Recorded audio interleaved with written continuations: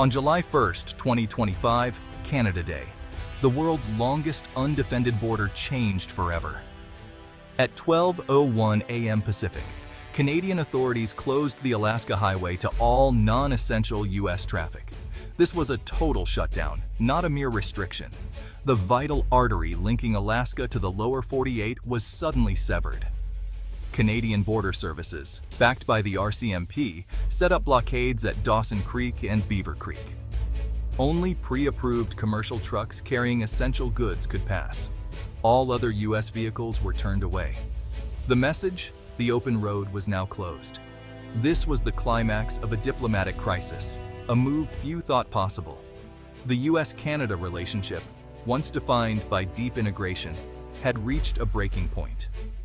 Ottawa's goal to inflict economic pain and prove its cooperation was not guaranteed. The highway, once a symbol of unity, became a geopolitical choke point. The world watched, stunned by the speed and severity of the rift.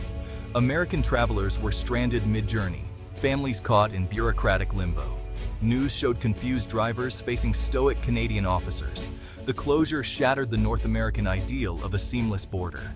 The era of easy passage was over, replaced by uncertainty and tension. The Alaska Highway is Alaska's main land link to the rest of the U.S., a true lifeline. Spanning nearly 1,400 miles, it's how Alaskans receive goods, vehicles, and stay connected to the nation. Without it, Alaska is an island, dependent on costly air and sea routes. 70% of Alaska's land imports travel this road, from groceries to oilfield machinery. The closure threatened immediate shortages and price spikes.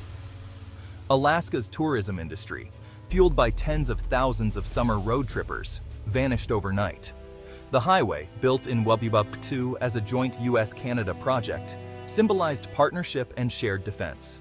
Its closure was a deeply symbolic act, questioning the alliance's very foundation.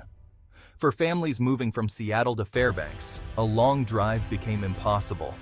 Only expensive flights or shipping remained. Trucking companies faced total suspension. The closure didn't just inconvenience, it severed Alaska's connection to the nation. Small communities along the route lost vital revenue. The shutdown isolated 730,000 Americans, making Alaska feel more remote than ever. The highway's closure was both a logistical and emotional blow. The ties that bound North America had been abruptly cut. The Alaska Highway, born in Wubibuk II, was a feat of U.S.-Canada cooperation. Built in just 8 months, it united the continent against a common threat. For 80 years, it fostered economic growth and cross-border friendship. Towns like Fort Nelson and Whitehorse thrived on its traffic.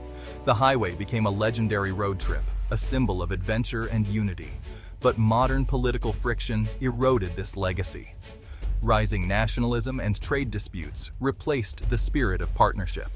The July 1st closure was the result of years of mounting tension. Canada turned a monument of unity into a tool of leverage. The irony, a road built for defense now isolates its creator. The closure betrayed the highway's original purpose. The spirit that built the road has been lost to a new era of division. The closure's roots trace to spring 2025, when the Trump administration imposed sweeping tariffs on Canadian goods. The 25% tariffs hit everything from lumber to agriculture, aiming to protect U.S. jobs. Canada retaliated, but the American measures were broad and damaging. With diplomacy failing, Canada faced pressure to act decisively. The Alaska Highway became its leverage, an American lifeline running through Canadian soil. By closing it, Canada imposed real costs on the U.S. without escalating the tariff war. The move was bold, create a crisis Washington couldn't ignore. It shifted the conflict from economics to geopolitics. The closure was a raw exercise of sovereign power, disrupting U.S. internal logistics. Canada's message cooperation has value, and it's not unconditional. Ottawa gambled that Alaska's pain would force Trump to negotiate. The tariff war had frozen over, and the highway was the ice dam. The old rules of neighborly conduct no longer applied. The closure marked a dramatic escalation. The continent's economic engine had ground to a halt. The closure sent shockwaves across North America. Alaska declared a state of emergency within hours. Governor Sarah Palin II condemned the move as a hostile act. Panic buying swept Anchorage and Fairbanks. Shelves emptied fast. Alaska's fragile economy teetered on the brink. In Canada, support for the government's stance was mixed with anxiety. Yukon and northern BC communities lost vital tourism and trade overnight. The closure became a source of both pride and deep worry. Diplomatically, the fallout was swift. The US protested, Canada stood firm, and global allies watched in alarm. The conflict was now a public spectacle with global implications.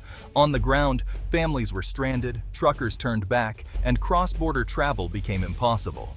The border, once a formality, was now a formidable barrier. Thousands faced personal crises as the political chess match played out. The closure's human cost was immediate and painful. President Trump's response was swift and furious, calling the closure a disgraceful blockade. He threatened massive retaliation and framed the move as an attack on US sovereignty. Trudeau, in contrast, remained calm, calling the closure a necessary defense of Canadian jobs. He insisted the highway would reopen only if the US negotiated in good faith. The world saw a split screen, Trump's bluster versus Trudeau's resolve.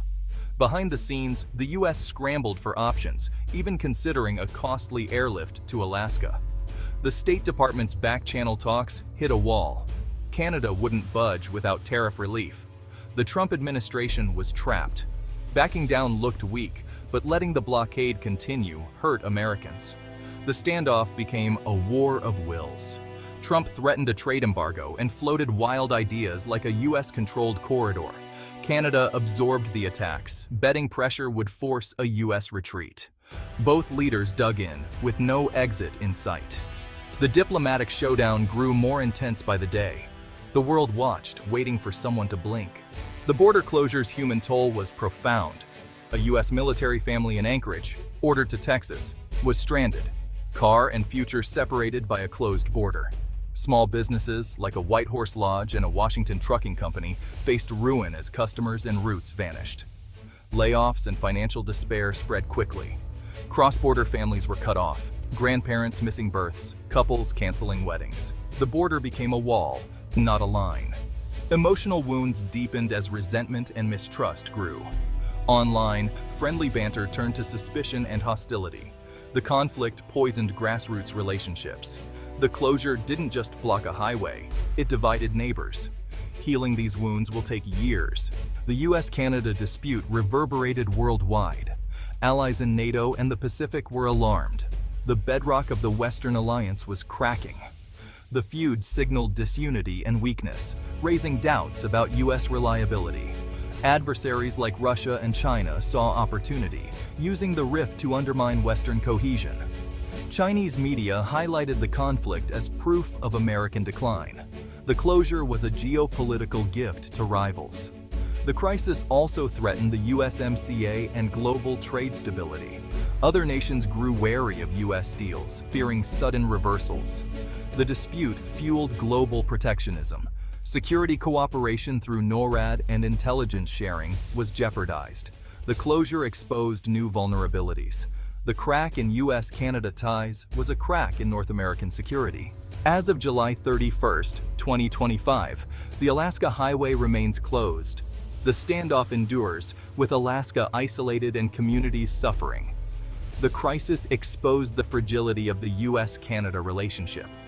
The assumption of a friendly, open border is gone.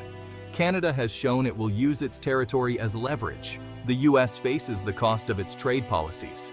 Rebuilding trust will require more than a political fix. The event forces a redefinition of North American unity. Businesses and families now see the border as a risk, not a formality. The crisis is a stark reminder. Borders can harden overnight.